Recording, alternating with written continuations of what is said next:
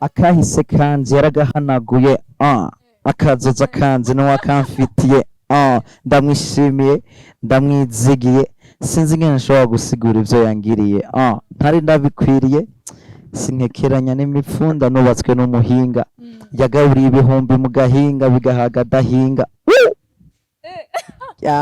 ni Yesu ibiye gumye bifuruka mu buzima busanzwe ndakunda kubana like nyakubana like abantu tubana twishimiranye turi muri vibe nziza turi gusangira turi kuganira okay nta kintu kiryoshe nko kuri set iyo turi muri break time turi mu kazi ariko biba bikabije aho pe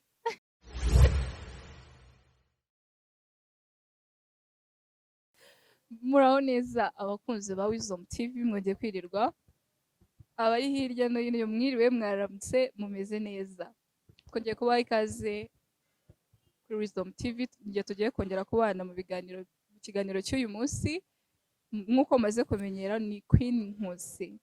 So uyu munsi dufite umutumirwa n'umukinnyi wa filme abantu benshi muramuzi muri filime zitandukanye nka Sam nka Josh.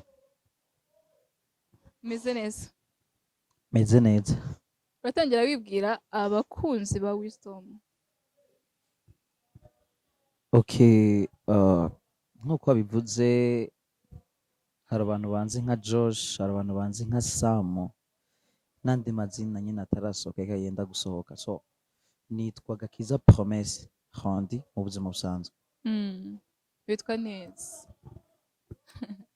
Promesse aba kuri iyi minsi amakuru ni meza twe twaraburanye ntabwo twari duherukanye warumve okay Promesse tukuzi muri filme mu buzima busanzwe utaratangira gukina filme wajya gutekereza ko uzakina filme? okay mu buzima busanzwe ntabwo nigeze ntekereza ko nzoba umukinnyi wa filme.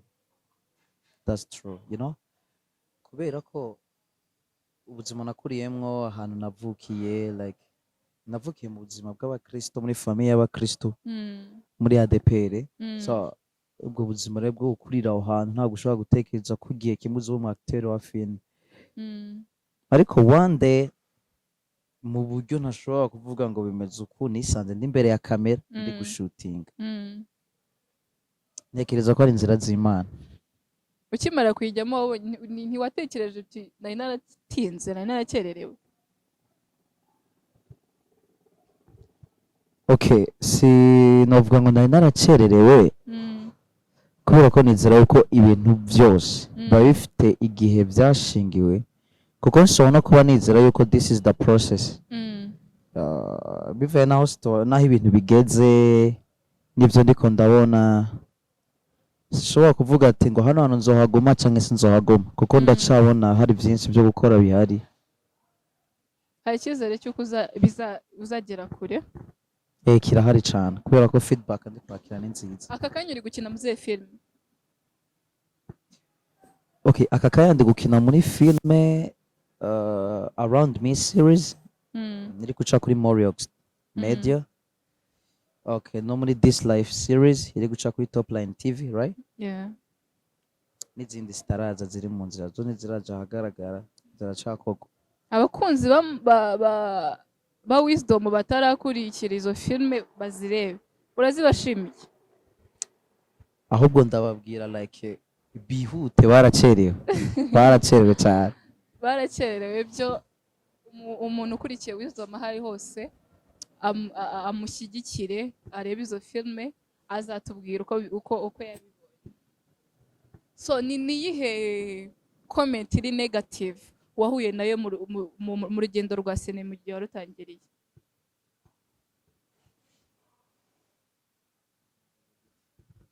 Comment iri negative. Okay.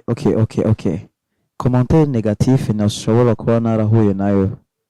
Ni umunsi nigeze kuba mvuye mu rugo like nari nisohokeye bisanzwe ngiye kuri church, you know.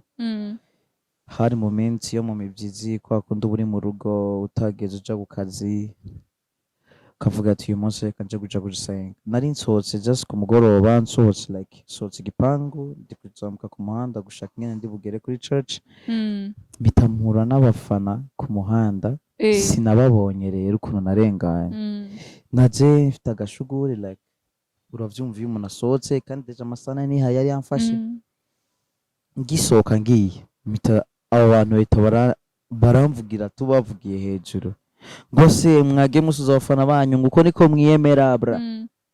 Okay, ako kantu vyako kaya nakumvise biri negative kuko ni irya mbere numvise abantu bambwira ivyo bintu, kuko ntabwo nkunze like gukomplika cyane ngo umuntu amvugishije simusubize ngo ndengana abantu basuhuje, you know. Abo bantu rero umuntu musi wonyene kandi nawe wonyene nabonye bambwira ngo mwage musuza abafana banyu uko niko mwitwara iyo mubonye abafana, ndasubira inyuma ndiyesikiza nabwo ati sine nababonye kandi encore nta nubwo nari nabamenye, kuko hari igihe ushobora kubona abajama barenga babiri bicaye ahantu ukabarengana uvuga ati bari muri business zabo, nanjye ndakomeye nta nubwo ubizi. Ese ubundi umaze igihe kingana gute utangiye gukina filime? Ni like umwaka ushobora kuba urengaho amezi. Ni igihe kitari gito kandi si n'igihe kinini cyane, ariko komereza. Promise ni iki kintu umaze, niyo ntambwe wateye kubera filime? Intambwe nateye kubera filime usibye kugira inshuti, okay, inshuti nari mfise zariyongereye kuko contact nyinshi mfite muri telefone iz'abantu twahuye bambwira ko bankunda bamfana, waduhaye nimero yawe, iz'abakinnyi bagenzi bawe. indi nyungu novuga nakuye muri filime like no kumenya like uko society imeze, ko abantu bameze, kuko sinari nzi ko umuntu ashobora kubwira ko agukunda atakuzi, you know, kubwira ngo uragukunda kandi akabikwereka kagukunda. Sinari nzi ko ivyo bintu bibaho kuko hari igihe umuntu yisanga okay nka jewe ndi umurundi, ndi mba mu Rwanda kandi kenshi umwanya munini mba ndi jenyene, nta bantu tuba turi kumwe ngo mvuge ngo mfite ngo papa harya mfite mama mfite kenshi mba ndaha muri ubwo buryo. Iyo rero uhuye n'abantu bakwereka ubwo rukundo uvuga ati bino bintu ni vyiza muri ubwo buryo. Ese gukina filime uvuze ko uri umurundi, gukina filime i Burundi no mu Rwanda, no gukina filime, kuba wakina filime muri i Burundi no kuba wayikina uri mu Rwanda, ni hehe byakorohera cyane, cyangwa se ni hehe wabona okay ni hehe byakugirira akamaro cyane? Ubona industry yo mu i Burundi, ubwo ndavuga kuri industry yo mu Rwanda ya cinema n'iyi Burundi hari ahantu ibyo ari byose bitandukaniye?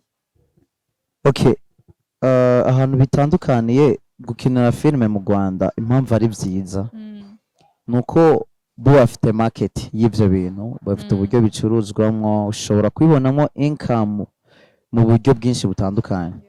Ego niyo mpamvu biratandukanye, kwikinira mu Rwanda biri hejuru cyane gusumba ko no wakinira mu Burundi. Utubwiye ko wakinnye muri Around Me, muri This Life n'izindi ziracyaza ziri gutegurwa, wari watekereza kuzakina imwe muri filime zo mu gihugu cy'iwanyu i Burundi? Okay, kuko ni amahirwe, you know, aba ari amahirwe umuntu abonye, kuko nk'uko nabikubwiye n'uyu munsi ukuntu bitera bigenda, ndakira call bite ni sawa, cyangwa se nkakira message ku ma platforms yanje, umuntu akanyandikira bite mfite projet nashaka ko tuyikorana muri ubu buryo, akayinsonura projet tukayita dukomeza. Niyo mpamvu navuga ngo nisanze ndiko ndakinira mu Burundi navyo byaba biri beta cyane, byo bari vyiza. Niyo mpamvu navuga ati iyo bari amahirwe. Uheruka i Burundi ryari?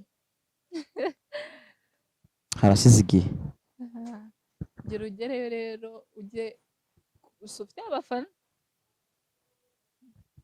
ndizera ufite abafana. Urateganya gukomeza n'ubundi gukina filime? Ego ndateganya kuzobikora cyane. Nta mbogamizi nimwe wumva yakuvana mu gukina filime? Zirahari zirahari. Okay, reka mbisobanure batavuga ngo ndi mu bintu ntari seri, you know. Impamvu ushobora kuvuga ati ko hari igihe umuntu ashobora guhura n'imbogamizi mu buzima zigatuma adakomeza, kuko you know uko dutera dukura nuko ama responsabilité ateragwira, you know. Hari igihe ushobora kwisanga mu kintu uri kuragikora ukabona umwanya kiriko kiragutwara n'ico kiriko kirakwinjiriza ntabwo bingana, ugasanga kiri gufata imbaraga nyinshi cyane ku buzima bwawe, kandi izo mbaraga kiri gutwara wakaba uri kuzishora mu kindi kintu gishobora gutunga abana bawe n'umugore wawe, kukwishurira bills y'ubuzima busanzwe, you know. Niyo mpamvu uvuga ati ndabikunda kandi nzobikora, ariko ntabwo nta nubwo mentioninze ko nobihagarika burundu, ariko umwanya wo kubikora ugabanuka bivanye n'impamvu. Ega ese ubundi ubifatanya gute? Nzi neza ariko uri umuntu uririmba muri chorale, sibyo? Kuri church usengeramo akenshi uhora kuri church, kandi nzi neza ko no gukina filme ari ibintu bitwara umwanya mwinshi ushoboka. Ubifatanya gute n'akazi kandi kawe gasanzwe? okay, sinzi igihe nobikubwira, ariko nibaza ko ikintu cose, okay, reka nkubwire kuno, nibaza ko nta kintu na kimwe cyasizweho ngo cice ikindi. Buriya iyo hagiyeho akazi hakazaho n'ubuzima bwo kuba mu nzu y'Imana. Imana yaremye akazi ikanakaguha, kandi ikaba yarakuremeye n'umurimo wo gukora mu nzu y'Imana. Ibizi ukuntu yateguye process ivyo bintu uzocamwo n'uburyo uzobikoramo. Impamvu mvuze ati ko bidashobora kumbangamira ni kubera ko ngira umwanya munini wo kuba mu nzu y'Imana, nkagira n'umwanya munini wo kuba mu kazi kanje. Ivyo bintu byose ndabishakira umwanya, nta kintu na kimwe gipfuye, kuko byose ndabikeneye, nta kigonga ikindi. Iyo byashitse nkaba ndi mu kazi mu mwanya wa service, ivyo bintu mba nabitanzemo information ku bantu dukorana muri church, ndavuga ati uyu munsi mfite akazi, mwaza kunkavaringa muri buno buryo. Ni nkuko ushobora kuba mfite akazi ka shooting, urabona ari amasaha tuba dukora ugasanga biri gutwara igihe kinini. Hari igihe biba ngombwa ugasanga uvuganye n'aba director mukorana ukababwira ati mwanyemera nkaza gukora kare ko mfite izindi program, kugira ngo ibintu byose bimanaginge, kuko ntabwo bavuga ngo ndi hariya gusa cyangwa ndi hariya gusa, kuko ibintu byose bikoraniriza hamwe. Ijambo ry'Imana ritubwira ngo bikoraniriza hamwe kutuzanira ibyiza. Okay, ariko wabaye seriyeuse cyane. ubundi unzuti jewe kwino ukuntu ndamuzi ntabwo wari uri kuri kamera. unzuti turi mu isura y'akazi ariko n'ubundi n'ahandi hose duhura turi mu kazi, sibyo? I know, ariko wenda nuko ahandi duhurira biba bitandukanye nanga, ariko rimwe na rimwe njya mba seriye, sibyo? ndabizi kandi ikimbere ni iki ngaho, ariko nzajya mpora kuko byose ndabishoboye. okay, reka mbabwire wo bita Nkusi Queen jewe namenye. noneho nanjye murashaka kubimenya? Okay, ubundi Queen uyu mubona hano Queen novuga ko ari umukobwa twahuye mu mwaka washizira, umwaka washize last year nko mu kwa gatandatu nibwo twahuye. Ari umukobwa utekereza utavuga, uwo mushobora kwibaza uragwaye. Okay, ndibuka ko nanabimubajije, umeze neza nta kibazo ufite mu buzima busanzwe. Aho hari ubwa mbere ndamumenya, ariko in few days, mu minsi mikeya ndagutuye Queen wanyawe. promise urambeshye. Ariko ni umwana mwiza, by the way, ni umwana mwiza, agira good vibes.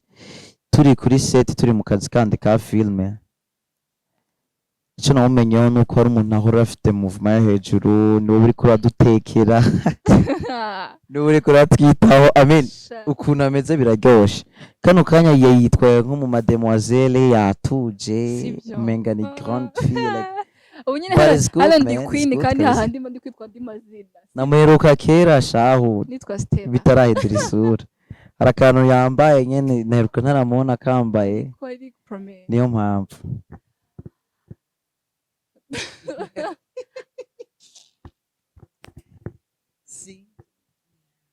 aha urakoze.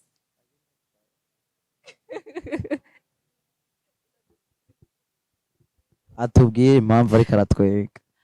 uzi impamvu?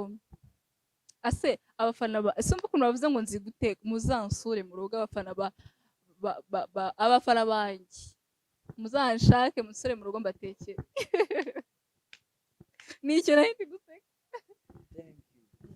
aratubeshe ariko rati ibyo uvuze nibyo ubwiye ko iyo ari Stella sinzi ko mumuzi iyo ari Stella nibwo wameze kuriya uyu munsi uri queen uyu munsi ndi queen niyo mpamvu nkwiye kwitwaraho neza okay mutubabarire so urakoze cyane rata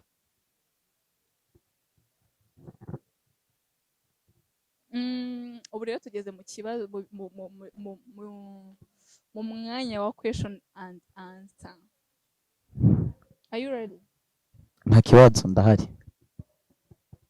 Umaze hafi imyaka 2 ukina filime sibyo? Mu gihe umaze mu bakinnyi bose umaze gukinana nabo, mu bakinnyi bose umaze gukinana na nuhe mukinnyi mwahuriye kuri set cyangwa mwahuriye muri gukina nawe hagati yawe nawe cyangwa kuri set yose y'abakinnyi bose, nuhe mukinnyi wavuze utuye nguyu ndemeye? Mu batipe, mu bakobwa, ya hose urambwira. aba ari umwana mwiza kuri set yabana nyine undi mwakinanye akagukoma akavuga utuye nguyu yabikoze neza. I got my man here like Trevor muri this life, this nigga Salah man.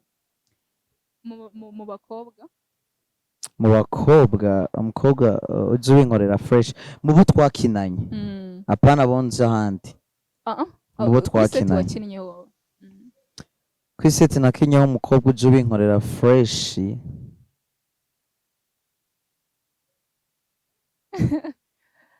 kumenga bimbanye byinshi mu mutwe ariko barahari by the way, ahubwo nuko umuntu wabuze ingene ahitamwe kuko baba ari benshi. Ndashaka umwe ndashaka umwe umuntu wabinkoreye fresh. Numbeshye se ko ndi bubimenye ngize ukuri.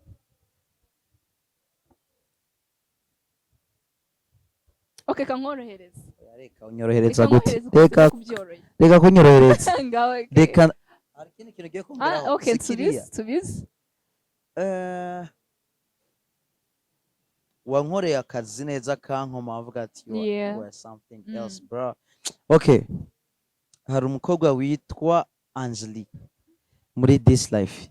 So yarafite uburyo akoramo ibintu byo yabikora neza tu. Bishatse kuvuga ngo abakinnyi mwakinanye. Uyu impamvu mvuze bino boro. Let me just don't mention that things you are going to say. Bishatse kuvuga ngo mu bakinnyi mwakinanye muri around me nta numwe yigeze gukoma, abakinnyi bose n'abatisa. Wumvise ibintu atanguye wa mukobwa nari muje kuvuga kino kina ntakimentioning. Reka mubwiye kino kina impamvu ibyo rero tugomba nta kibazo wamwumvise ibintu azaye munshake mwembere munshake. Okay, reka mvuge bino bintu impamvu uze kuri wa mukobwa. Uriya mukobwa duhura first day yari rya mbere mani yisanze kuri kamera. Okay, ku bantu mwese mwabonye filme umunsi wa mbere muhura nari impari nuze kutubera ego like wabonye mwese abantu mwese mwabonye this life mukareba Angel ukuntu yakoze ni rya mbere yari yisanze muri projet ari gukina. Kwanza ashobora kuba ari no mu bantu ba mbere baje kuri kamera. Twebwe abandi twari dusanzwe dukina mu zindi projet, twari dusanzwe dukora akazi ka film, ariko ryari rya mbere. Ariko mwabonye ukuntu yakoze kari akazi. She did great man, yabikoze neza. Okay, I appreciate the buryo bwo kumushimira mvuga ati wabikoze neza. No muri around me naho ndafise abantu babikora neza. Copine arabikora fresh mu bantu like babikoze fresh muri around me. Copine arimo ego. Okay, ikibazo cya kabiri. Ego, mu bakinnyi umaze gukina na bose nuhe mukobwa ushobora kugira best friend wawe mu bo twakinanye? Ako sivyo neka tubireke man. No, sinakubwiye ngo tugeze mu mwanya wa question and answer. umukobwa nagira best friend mfite my sister muri film, my sister muri filme yawe inshuti nziza. Copine. Simwumva ko nta hantu hamwe nisanze. Ubaye iki? Sawa. Okay. Ubwo nanjye kumenya aho mubarira. Mwamubonye we? Menya aho mubarira. Ako se wowe ntiduherukana mwaka ushize? Ariko impamvu tuduherukana mwaka ushize nuko twese tujya ibaze ko nyuma y'umwaka wose warushize aribwo twaherukana n'uyu, ariko ari kuntonganya. Mwiyumvira ivyo bintu. Duherukana last year. Wowe duherukana last year no kubonana mu maso. Thank you. Mukanya ariko kubwira ko nagari last year this year muri February. This life twashutinze mu kwa mbere kandi ntungore. Okay, twagiye. Twakomeje. February kuri anniversary yanjye nayo ko ndashootinga bro, trust me. Okay, ni muri January. Umwaka ushize. Wakomeje. Okay, ibindi turaza kubivugira inyuma. Nagorana buri gihe musaba appointment ntaboneka. Ngiye kuvuga ibyanjye nayo kuri kamera bwa kera bwacya dukomeze kuko ibintu iduceceke tubyirengagize. Ikibazo cyanjye cya gatatu.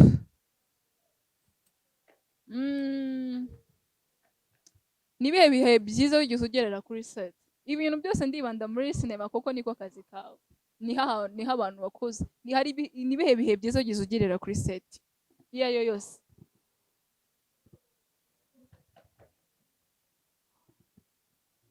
Ibihe byiza.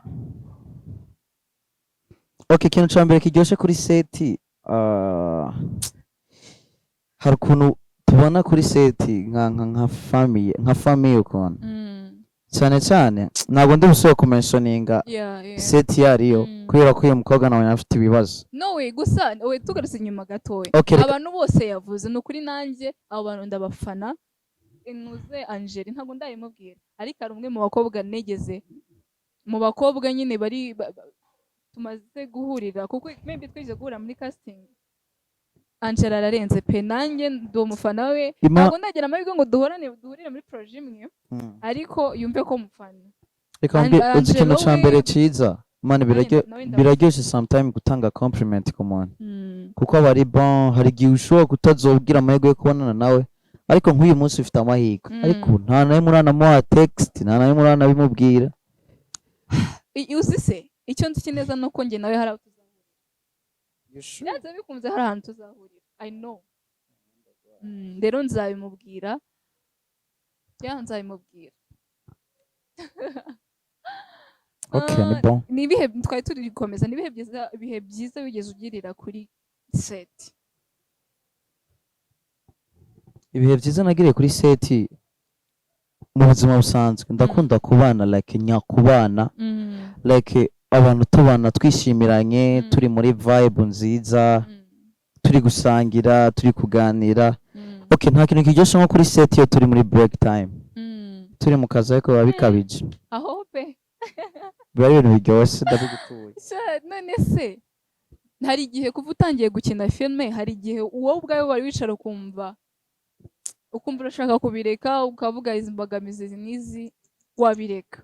Okay, kamvugisha ukuri. Vugisha ukuri. Mu buzima busanzwe iyo oya kubireka koko ni ibintu mbona bidashoboka. Okay, ngo kubera ko ndabizi ko imbogamizi ari nyinshi ariko ntabwo nigera ntekereza kubireka ahubwo ndabikumbura.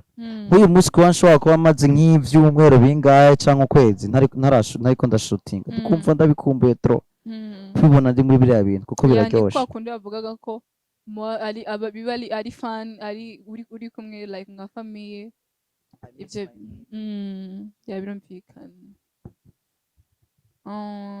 Ikindi kibazo biramutse bibaye ngombwa ko ureka filme wakora iki? Shagi kurikiye kirahari kandi soon nzokibereka. Okay, hari ikintu mu buzima bwanje navuga ngo kiri nka vision ari nka dreams cya kintu wakuze ukunda wo mushaka kuzokora buri gihe urakirota uhora ukigaho uhora ugitegura.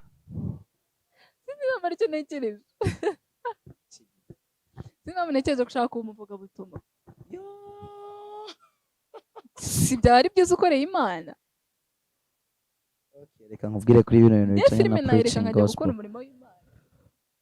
Oya reka nkubwire, erega umuntu wese yokorera Imana, so bizi uti gute? Jewe nyene n'ivyo bintu mbwiye ntabwo nagira go preacher like go preaching a gospel. Ntabwo ari ibintu nkunze gukora, nta nubwo okay, sinkunze kubikora ariko ndambaza kubikora murambikora, ariko ntabwo ari ibintu numva ko naha like the whole time, kubera ko je mfite umuhamagaro wanje Imana yampamagariyemo. Buriya ikintu nizera kandi ntashobora gushidikanyaho nuko Imana muri ako kazi kawe urimo uyu munsi, nubwo waba uri umu videographer, uri umu content creator, uri umunyamideli, uri umu fashion designer, uri ibintu nk'ibyo ubirimo wumva ari passion yawe ukabikora neza, kuko hari ukuntu umuntu aba yumva ikintu ahamagarirwa kugikora nubwo ugasanga umuntu afite akazi keza, ariko hari ikintu runaka kibura kimuhamagara mu gitondo ukazovyuka ugasanga yaguze sound, yaguze instrument mu nzu, azigaye akora business yo gucuranga, ni umu producer. Ugasanga umuntu yize amashure yandi yo hejuru, ariko waja kumura ugasanga ikakora videographer, kubera ko nivyo bintu yumva, utuntu two creating, utuntu akora ibintu byo gukora ama interior designing, yarize ibindi bintu bihabanye by'ubuganga, ugahita usanga ikakora interior design. Ni ibintu bitubona ko bitandukanye cyane cyane. Mvuga ko gukorera Imana so biri mu buryo bwinshi. Twebwe nibaza ko itegeko Imana yadusigiye, Yesu Kristo yagibuka agiye kuja mu ijuru, cyangwa ati itegeko mbasigiye niriye, ni mukundane. Ibintu byose iyo tubikoze mu rukundo ukabikora bigasucceed, novuga ngo biga cyangwa bikagenda neza, ntuzovyigumanire wenyine, sharinga n'abandi. Love is everything. Uramutse ugize amahirwe yo guhura n'umukuru w'igihugu, ukagira amahirwe y'uko mwaganira kuri sinema yo mu Rwanda, wamusaba gukora iki? Guhindura iki? Okay, uyu muntu ambajije ibintu bishobora kuba mbona ko bizobaho ntibizobaho, bisemanza nkabishira mu mutwe. Okay, reka duko oya ntabwo mbizi. We never know byabaho. Ntabwo mbizi. Je kiro vuga niki? Kubera ko ico nakundiye nkigera mu Rwanda, kuko you know ndi hano as a refugee, you know. Nkigera mu Rwanda ikintu nakundiye movement ya hano nuko ibintu byabo biri straight, biri ku murongo, kandi ibintu byaho byose akantu kose ko kameze kose kateguye kugira ngo kagirire akamaro ugakora. Bishatse kuvuga iki? Uyu munsi icyo nabonye muri sinema nyarwanda, amafaranga afite bamwe, ntabwo ari bose, ari kandi abantu bakabaye bose, kuko uyu muntu afashe ikintu akagiha umwanya wiwe like nk'ubuzima bwiwe, kuko wagiye ubona uburyo twahora tuja gushutinga, umuntu akaba yokora 24 nigeze kumara like igihe kimwe nigeze kumara 24 kuva mu gitondo saa 2 kugeza ejo kindi gitondo ndi kuri set ndi gushutinga. Kandi waje kureba ibyo niko urakora, ntabwo ushobora kuba byo gukora kugufasha mu buzima busanzwe, kandi uriko bikora nk'ibintu ukunda. Ikintu novuga ni iki? Novuga ati biramutse ari ibintu bishobotse, gusaba kwagura platform z'abantu bakora akazi ka filme mu Rwanda, igikurikiye ni like novuga ngo gutanga like, kubera ko hari igihe nk'umuntu nigeze kuganira n'umwe mu bantu ba script writer mu Rwanda, arambwira ati nk'uyu munsi baduhaye access yo gukora ku bintu byinshi mu Rwanda, twakora ikintu bita promotion y'igihugu, uti gute? Bakatwemerera kuba twakoresha ama locations, twebwe tukinvesting like ujone ngene ibintu bihugu byanze bakora bino bintu, bo iyo uri kureba ukuntu ibintu byabo babikora, baba baragiye bakabirekura tu bagatanga uburenganzira mukore, ariko nabo baba bavyishuye da. Icyo ndiko ndavuga ni iki? Ni gutanga access ku bintu bimwe n'ibindi, kugira ngo abantu bandika filme, kuko bari abantu bari abanyabwenge n'abantu batekereza ibintu byinshi. Ashobora gutekereza uzokina filme ayikiniye dufate ari hano hafi ya convention, kugira ngo iyi movement y'umuhanda izojemo. Rero kugira ngo wowe ugire iyo access yo gukoresha uriya muhanda, ufite utekerezo muri quartier iwanyu uhita utekereza kandi apana muri we arabona ibijyanye reka nkubwire ikintu kirenze nta nubwo utekereza muri quartier wanyu kuko kano kanya uyu munsi urabizi ni kugira numvishe yuko nanavyumvise ku bantu bakora ibintu byo baba director babivuga ko uyu munsi kugira ngo unazamure drone mu kirere uri mu director ugiye gushutinga ibintu uvuga ati ufite ishusho runaka mu mutwe ushaka kurifata ariko kugira urikore ni ibintu banza kuja muri process kwandikisha kubisabira uburenganzira bari ibintu byinshi I mean batanze uburyo bwo gukoramo ako kazi kuko hari abantu bafite ibitekerezo bivyibushe bakaborohereza umuntu kunaye karakira da vision no gukora ikintu bo yagipresentinga kuko ikintu cyose kiba gifite avantage na disadvantage you know bakamenya avantage zirimo n'izindi mbogamizi zirimo ibyo kizonona n'ibyo kizinjiza bakamenya uburyo bashobora gukavaringa ibyo bintu kuko nibaza ko ari inyungu nini ku gihugu no kuri twebwe abantu tubikora ega promesse tugana ku musozi iki kintu wumva wabwira abana bakunda filme bakunda gukina filme amateatre nyine bumva babikunze batarabona amahirwe yo kubikora usanga hirya no hino mu gihugu mu byaro he na he hari abana bakunda gukina filme ariko ntibazi aho bahera ntibazi se nimba bigize byagera n'icyo byabamarira mu gihe batangiye kubikora ese gukina filme bisaba iki bisaba kwihangana bisaba kuyikora bisaba uraza ugakora ukavuga ngiye gukorera amafaranga nk'uko tubyuka tukajya mu kazi gasanzwe tugahembwa nicyo kintu rero hano nako ndavuga uyu munsi filime nyarwanda kugira ngo umuntu ayibonemo amafaranga biba byamutwaye icyo no kwita like ibirenze imbaraga ziwe utigute kuko nta kuntu umuntu ashobora kuba aje mu kintu bwa mbere ngo uhite umubwira ngo genda ukore projet yawe uyu munsi abantu bari kubona amafaranga muri filime nyarwanda ni abantu bafite amaproje yabo baraza bakabwira abana ngo ngwino mushutinge ntibabishyure ariko bo bakinjiza amafaranga okay ntabwo ari amafaranga menshi muri nane gusa ni ikintu nakibonye ahantu harenze 3-4 kwana ni 5 you know abantu bose ugasanga umuntu aragera gupresenter umushinga muravuganye tugiye kuza gukora kandi ukumva n'ibintu byiza mukagirana amasezerano runaka muvugana ko amafaranga naboneka you will share you know urabizi nawe twari turi kumwe igihe bitangira bino bintu ariko ibindi bintu nagiye mbona byo ntibyari bigize ikintu ndiko ndavuga ni iki hano ikintu nabwira abantu bafite passion mu bintu byo gukina filme no muje gukina uyu munsi bivuye n'uko ndiko ndabona movie imeze uyu munsi don't expect money for the first time you know kubera ko uzogenda ukiretse abantu bisanza mu bantu kuko abantu bose si uko ari ingona abantu bose si uko bafite akantu ko kuryama ku mafaranga ngo ntibayasharinge n'abandi hari abantu babura amafaranga make bagahita baza bakayapresentinga kuri table what this is what you get ibi nibyo ikintu twabonye tugisharinge dukora ibi you know nuza muri film bwa mbere uzoza ufite inyota iyo nyota uvuga ko ufise je nkunze kubona abantu benshi banyandikira wazanshize muri filme ni gute nashika what can I do you know nkabwira ati nta kibazo mpa amafoto yawe mpa na contact zawe ndagusharinge kuba director umunsi bagukunze like cyangwa se habonetse casting nzagusharinga cyangwa nzabipostinga uzabona kuri statut yanjye kuko kurimo nkunganiye kuri muri ibyo bintu ntihazagira umuntu ujya gukina filme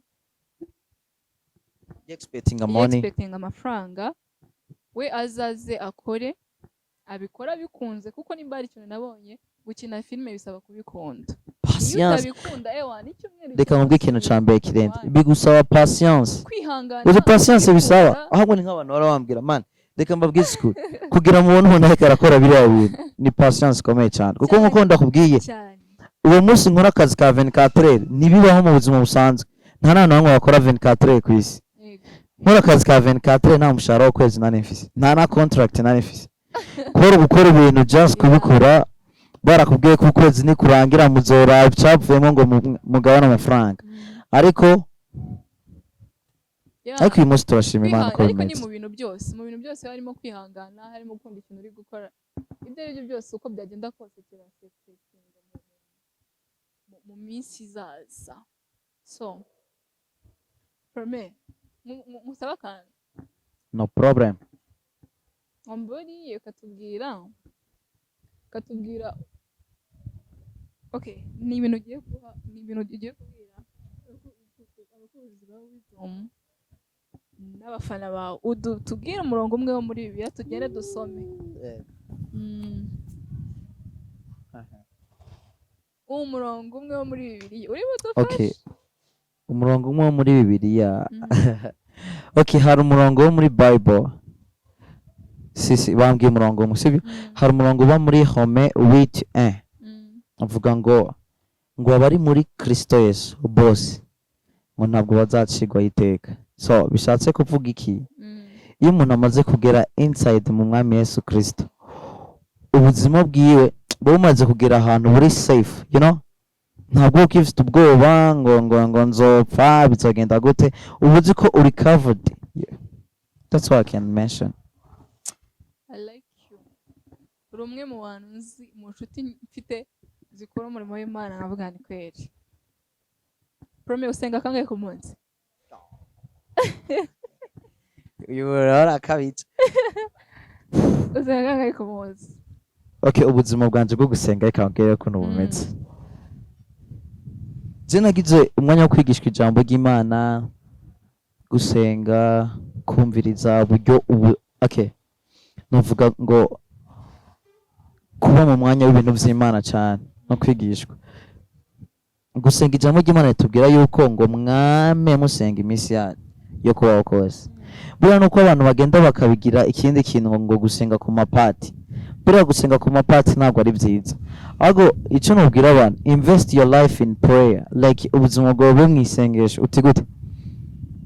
Kuko twebwe ntabwo tuzi gusenga kwini. Kuri ukuntu twita ngo wasenze, hajya ntabwo uba wasenze. Niyo mpamvu Bible bivuga ati ngo Mwuka Wera aradusengera twebwe mu gihe tuba tutabishoboye. Icyo nuvuga aho kantu kajyanye no kuinvestinga ubuzima bwawe muri prayer. No gutuma ubuzima bwawe buhora ahantu, nubwo buri muri office, just pray. Nibwo buri mu muhanda, pray. Nibwo buri pray. Utavuga ngo ndaza gusenga ariko mvyutse, ngo ndaza gusenga ngiye kurya, ndaza gusenga ngiye kuryama. Bya bintu abantu bose bakora. Ko yose gusenga, no? Ko ntabwo ari gusenga. Ahubwo iyo investinze ubuzima bwawe muri prayer, no muri room yawe, no mu kazi kawe, muri office yawe, ushobora kwishiduka uvuga ati oh thank you God, wakoze cyane. Ndagushima kuri Imana nziza. Just like that. Filme urakoze cyane. Tugiye kuganira bwakira bugacya ariko thank you for coming. N'ubutani tuguhamagara uzatwemerere uze. Uri umuntu wa mbere ugiye utambagije ikibazo kiraho. Ikibazo? Hari ikibazo ugiye utambagije abantu bose bahora bambaza ariko ni sawa ni bon. Kuri single cyangwa ufite girlfriend? Yakometse kugira ibintu. Okay, kanyikubaza. Do you have girlfriend? Ase nk'ivyo bijemo gute? Nicyo kibazo warambwiye. Ya, sinari nkubwiye ngo hari ikintu abantu bakunda kumbaza wari ugiye utambagije. Nigeze nkivuga. Okay, nsubiza icyo. Ngenza abantu benshi bajya bambwira nkunda Sam. None akenshi ntabwo bavuga ngo Sam, bahita bambwira ngo wa mutipe wo mu Burundi mukinana gutyo. Urumva? Tubwira ufite girlfriend? Ubwo uri kubitekerezaho arahari. No. Let me mention this. Reka bino ndabivuga. Okay. Nta girlfriend ufise. Reka nkubwire ikintu utaruzi na Grace atarazi kuko nimwe ngiye kuvuga. Uzi ko the first time nkubona wowe na Grace jori wo muri Arabie nari nzi ko mukundana. Kuko nimba wibuka neza twahuriye hantu twari tugiye dutangira projet ya Around Me. Mbasangayo mwembi mbona mwese muri Abarundi, noneho muricaranye gutya ku ruhande mwenyine mu ntebe ya mwenyine muri kuganira. Ndavuga abantu bashobora kuba bakundana. Warese utaneze isi ndakwiyaba. Naje kumenya ko mudakundana nta n'ikintu mupfa, nyine nuko muturuka ahantu hamwe kandi nibyo koko iyo ubonye umuntu w'iwanyu musharinga. Oh no, okay, reka mvuge bino bintu. Impamvu Grace twari turi kumwe hariya. No muntu okay, twari twahuye tuziranye Grace. Igikurikiye Grace tuziranye nyuma y'imyaka myinshi turi no ku ishuri.